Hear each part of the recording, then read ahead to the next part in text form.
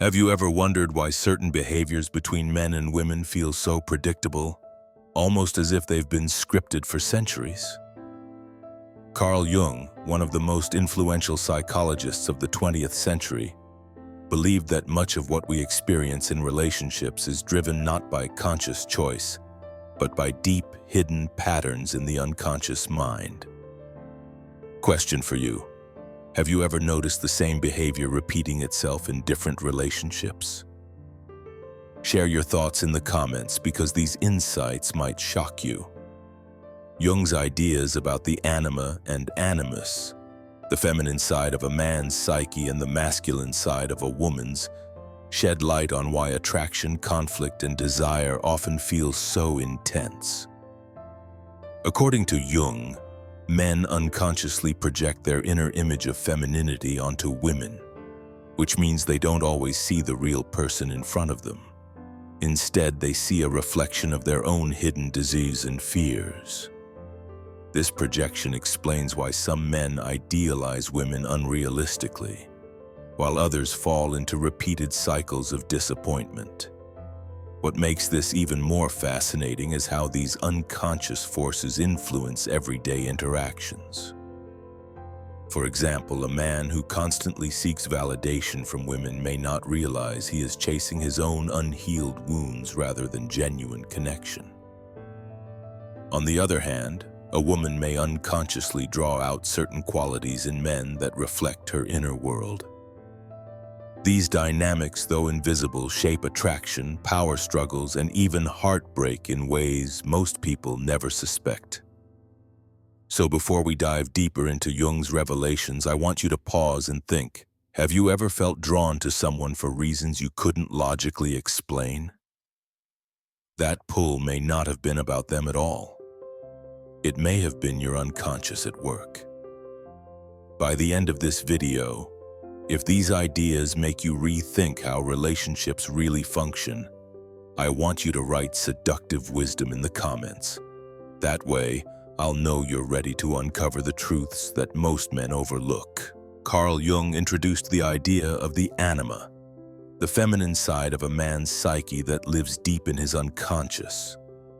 He argued that every man carries an inner image of woman that is shaped by his childhood experiences, culture, and hidden desires. This means that when a man meets a woman, he is rarely seeing her for who she truly is. Instead, he projects this inner anima image onto her, almost like putting a filter over his vision. Think of a young man who grows up with a distant mother. Without realizing it, he may seek closeness in every woman he meets, projecting onto them the warmth he never received. Another man who grew up with a controlling mother might instead fear closeness, expecting women to dominate him. Jung explained that these unconscious patterns often create blind spots, keeping men from truly knowing women as individuals. Psychologists today still recognize this phenomenon as projection. It explains why men sometimes idealize women at the beginning of a relationship, only to later feel disappointed when the reality doesn't match their fantasy. It's not that the woman changed, it's that the man's projection began to fade, revealing the person underneath. This cycle can repeat endlessly if a man never becomes aware of his anima. The anima also explains why some men are magnetically drawn to women who may not be healthy for them. Their unconscious is not chasing the woman herself, but the unresolved parts of their own psyche. For example, a man who constantly finds himself in toxic relationships may actually be chasing the familiar pain of his upbringing, replaying it again and again without realizing it. Jung didn't say the anima was purely negative. In fact, he believed that recognizing and integrating the anima could help a man mature. By becoming aware of these projections, a man learns to separate reality from illusion. Instead of demanding that women fulfill his unconscious needs, he begins to take responsibility for his inner world. This shift allows him to form deeper, healthier relationships. Modern neuroscience adds weight to Jung's theory. Studies show that our brains are wired to create mental templates of people, filling in gaps with assumptions rather than facts. This is why first impressions can be so misleading. In relationships, these mental shortcuts can cause men to mistake their anima-driven fantasies for genuine love. The challenge then is awareness. A man must ask himself, am I really seeing this woman? Or am I seeing a reflection of my own hidden desires? Answering this question honestly can prevent years of repeated mistakes. Jung believed that this self-awareness was essential for personal growth, not just in romance, but in every area of life. So let me ask you, have you ever realized that what you felt for someone was more about your own imagination than who they really were? Share your thoughts in the comments, because recognizing this truth is the first step toward breaking free from the anima's grip. Projection is one of the most powerful forces in human relationships, and Carl Jung believed it shapes far more of our love lives than we admit. At its core, projection means we don't just see another person. We see our own hidden traits, desires, and fears reflected onto them. This is why relationships often feel so intense at first. We're not simply connecting with someone new. We're connecting with parts of ourselves that we didn't even know existed. Take the example of a man who constantly sees women as perfect angels. At first, this feels like deep admiration, but over time it becomes a trap. No woman can live up to that projection forever. When reality shows up, imperfections, disagreements, differences, he feels betrayed, even though the woman never pretended to be flawless. His disappointment is not with her, but with the collapse of his own fantasy. On the other hand, projection can also be negative. A man who distrusts women may constantly expect betrayal, even from someone loyal. In truth, what he sees in her is his own unresolved fear of abandonment. Jung argued that until these hidden fears are recognized, a person will keep repeating the same unhealthy patterns, blaming others for what actually comes from within. Modern psychology supports this view. Studies show that people often unconsciously mirror their own insecurities onto their partners, creating cycles of conflict. The tragedy is that many couples never realize they're fighting with projections, not with the real person in front of them. Awareness breaks this cycle and allows genuine connection to replace illusion. So here's the challenge.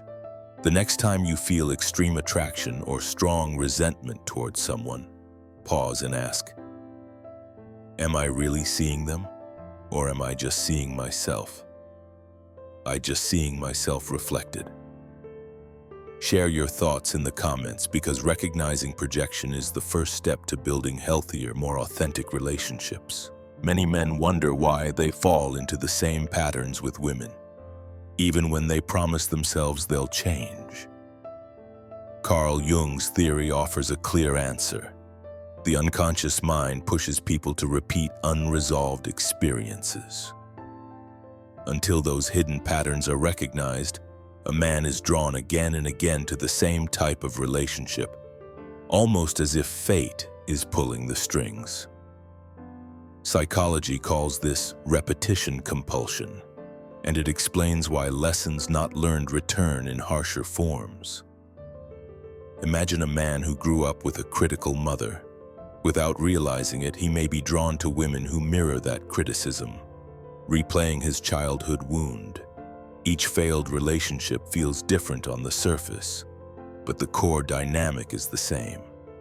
Instead of breaking free, he continues the cycle because his unconscious seeks familiarity, even if it's painful. Jung would say that the anima is at work here, pulling him toward women who reflect his unresolved inner struggles. Another example is the man who idealizes women, seeing them as saviors who will heal his loneliness. At first, every new relationship feels magical, but as soon as reality shows up, he feels disappointed and restless. Rather than facing the projection inside himself, He blames the woman and moves on, only to repeat the same story with someone else. This cycle can go on for years unless he recognizes that the problem is not out there, but within. Modern research supports Jung's insights. Studies show that people often seek partners who resemble their parents or early caregivers, repeating both the love and the pain they once knew. This doesn't mean men are doomed to repeat mistakes forever, but it does mean awareness is essential. Breaking the cycle requires asking difficult questions. Why am I attracted to this pattern? What part of myself am I avoiding by chasing it in others? So let me ask you, have you ever realized that your relationships followed the same script even with different people? Share your story in the comments, because awareness of the pattern is the first step toward breaking it and building healthier connections. Attraction often feels like magic, sudden, powerful, and impossible to control. But Carl Jung explained that what we call chemistry is usually the unconscious mind pulling us toward what feels familiar. Hidden desires, unresolved wounds, and suppressed traits all play a role in shaping who we find irresistible. What seems like love at first sight may actually be the psyche seeking completion through another person. Consider the man who is drawn to confident, outspoken women. On the surface, it looks like admiration. But Jung would suggest that this attraction reveals something deeper. He may lack confidence himself and unconsciously longs for what he does not yet own within. By idealizing it in a woman, he feels closer to that missing part of himself. The same applies to men who chase nurturing women. They may be seeking the care they never fully received in childhood. Unconscious desires don't always lead us to healthy partners. Sometimes they pull us toward danger. A man who grew up in chaos might find himself attracted to drama, mistaking emotional turbulence for passion. This is why certain relationships feel addictive, even when they are destructive. Jung believed these attractions are not accidents, but lessons. Mirrors forcing us to confront what lies hidden inside. Modern science echoes this. Neuroscience shows that attraction activates the brain's reward system, linking it to familiar patterns of comfort or excitement. The problem is that familiar does not always mean good. Until these unconscious desires are made conscious, men risk being trapped by their own wiring, confusing intensity with love and repeating harmful cycles. So here's the question. When you think about the people you've been most attracted to, do they reveal more about who they were or about what was missing in you? Share your reflections in the comments, because understanding these unconscious desires is the first step toward genuine, healthy attraction. Carl Jung described the shadow as the hidden part of ourselves we try to deny, our weaknesses, fears, and suppressed desires. In relationships, women often trigger this shadow in men, not because they intend to, but because intimacy exposes what a man has buried deep inside. The very qualities he avoids in himself often appear in the woman he is drawn to or challenged by, forcing him to confront what he would rather ignore. For example, a man who denies his own vulnerability may feel uncomfortable when a woman expects emotional openness. Instead of admitting fear, he might react with anger or distance. What he sees as her problem is actually his own shadow being exposed. In another case, a man who suppresses ambition might resent a driven woman, not because of her success, but because she reflects the part of himself he abandoned. Jung argued that this confrontation with the shadow is essential for growth. Without it, men remain trapped in projection, blaming women for qualities they secretly fear in themselves. But when a man recognizes his shadow, the relationship becomes a mirror for self-discovery. What once felt like conflict now becomes an invitation to integrate lost parts of his character and become more whole. Modern psychology confirms this dynamic. Studies show that partners often act as emotional triggers, bringing out insecurities the individual hasn't faced. While many see this as a sign of incompatibility, Jung would say it's an opportunity. If handled with awareness, these moments of discomfort can build maturity, resilience, and deeper intimacy. So I'll leave you with this. When a woman challenges you or stirs strong emotions, do you see it as her fault or as your shadow being revealed? Share your thoughts in the comments, because recognizing the shadow might be the most powerful step a man can take toward real growth.